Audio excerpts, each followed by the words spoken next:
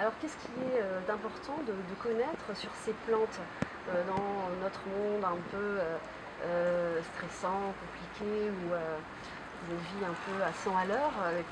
Qu'est-ce que les plantes peuvent apporter aux individus? Déjà, s'intéresser aux plantes, se relier à la nature, pour moi, c'est impossible de faire autrement, parce que la nature, c'est notre nature. On est intimement liés, notre vie est intimement liée à celle des plantes. Quel est l'intérêt pour un individu d'acheter des huiles essentielles? Qu'est-ce que ça va lui apporter d'un point de vue métabolisme, ou d'un point de vue du cerveau, je ne sais pas, ou du sang peut-être? Alors avant de parler des huiles essentielles, il faut connaître les plantes, leur habitat, leur mode de culture, leur mode de croissance. Il faut vraiment connaître les plantes depuis le début. Les huiles essentielles sont une partie de la plante, ce sont les essences aromatiques, mais il y a toutes les autres plantes, tout le reste, toutes les plantes ne sont pas aromatiques. Il y a vraiment un très très grand nombre de plantes médicinales, et avant de parler de plantes médicinales, il y a énormément de plantes comestibles. C'est notre vie tout simplement. Consommer des végétaux, c'est vraiment notre vie. Donc consommer des végétaux pour se nourrir, pour maintenir sa santé et pour se soigner lorsqu'on en a besoin, pour moi c'est absolument naturel et je veux dire c'est impossible de faire autrement. Pour moi c'est impossible de faire autrement. Donc avec les plantes que l'on mange, que l'on respire ou que l'on inhale, on peut recréer un environnement sain pour l'homme. Oui, bien sûr, ça va être un ensemble de choses. On ne peut pas se contenter d'huiles essentielles. Pour moi, elles sont magiques, mais elles ne font pas tout à elles seules. Donc, bien sûr qu'il va falloir s'intéresser aussi à son alimentation, aussi bien à la qualité qu'à la quantité d'alimentation. Ce n'est pas notre sujet du jour. On voulait aller vers les huiles essentielles qui sont un assemblage de molécules. Donc elles sont vraiment particulières, elles ne contiennent ni glucides ni lipides, même si on les appelle huiles, ce ne sont pas des huiles. Ce sont des extraits aromatiques, des plantes aromatiques, qui sont prélevés de différents moyens, dont le plus connu est la distillation à la vapeur. Est-ce qu'il y a des plantes qui atténuent le stress? Alors pour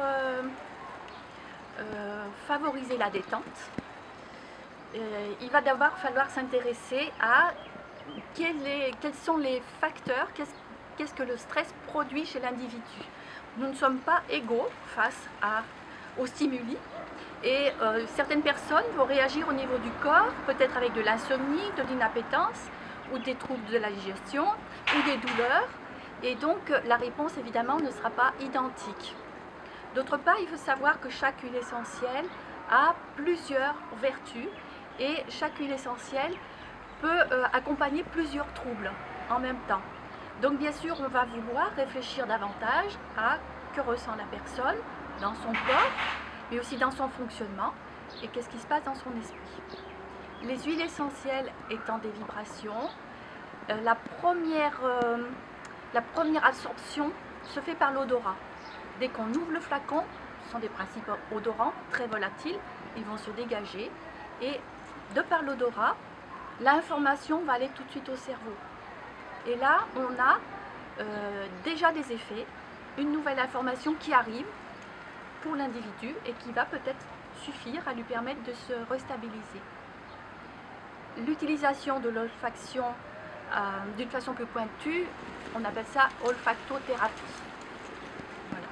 Donc c'est un des moyens d'utiliser les huiles essentielles. Mais ça peut être simplement l'inhalation du fait d'avoir déposé quelques gouttes sur un petit galet poreux, on dit à La Réunion, une petite pierre ou un petit objet en argile, ou également utilisé dans un diffuseur d'huile essentielle.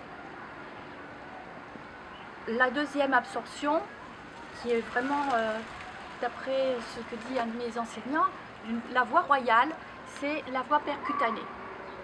Pourquoi? Parce que les huiles essentielles vont pénétrer par l'intermédiaire de la peau et vont aller directement au vaisseau sanguin. Et le sang, bien sûr, va transporter les informations dans le corps. Donc c'est la deuxième mode d'utilisation. On utilise beaucoup les huiles essentielles pour le massage détente, par exemple. mais ça peut être aussi simplement une petite application à un instant donné. Mon point favori se situe à 3 doigts du pli du poignet.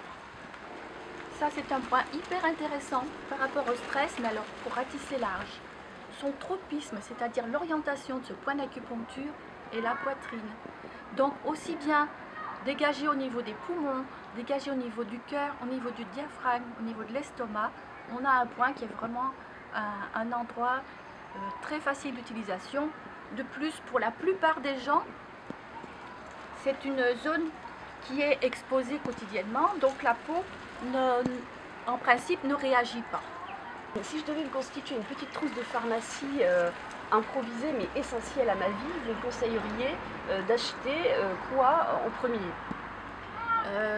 Alors justement, je suis en train de créer un ouvrage qui va s'appeler Passion Nature, 12 huiles essentielles en approche de l'aromathérapie familiale. Donc j'estime qu'avec 12 de ces huiles essentielles, on peut vraiment soulager tout ce qui peut se passer dans une maison. Pour toute la famille, mais également pour l'entretien de la maison, faire de la prévention, etc. Après, si c'est une petite trousse de voyage, on va réduire le nombre. Si je dois en emporter qu'une, la première qui me vient à l'esprit, de par ma tradition, mais aussi parce que j'ai vécu en Provence, c'est la lavande. La lavande, c'est la lavande vraie ou le lavandin, qui sont vraiment très très proches. Ce sont des essences qui vont amener un apaisement, qui vont amener un équilibrage. Moi, je parle d'équilibrage énergétique, d'augmentation du taux vibratoire. Mais bien sûr, il y a aussi tous les effets des molécules et on peut aller d'une façon scientifique étudier quels sont les effets des huiles essentielles. La deuxième? La deuxième, comme maintenant je vis à l'île de la Réunion et que je m'y trouve très bien ailleurs, la deuxième, c'est le géranium, puisqu'il est cultivé ici depuis 1800 et quelques, 1800, je ne me rappelle plus, 58 je crois. Donc le géranium est utilisé finalement à la Réunion un petit peu pour tout faire, tout comme la lavande en Provence. C'est-à-dire soulager une lombalgie, soulager des douleurs, atténuer des problèmes de peau, associés avec une huile végétale bien sûr. Ça peut aider aussi, si on met sur un petit peu de sucre ou un petit peu de miel, consommer une goutte ou deux, permettre d'enrayer un rhume ou un petit mal de gorge qui commence.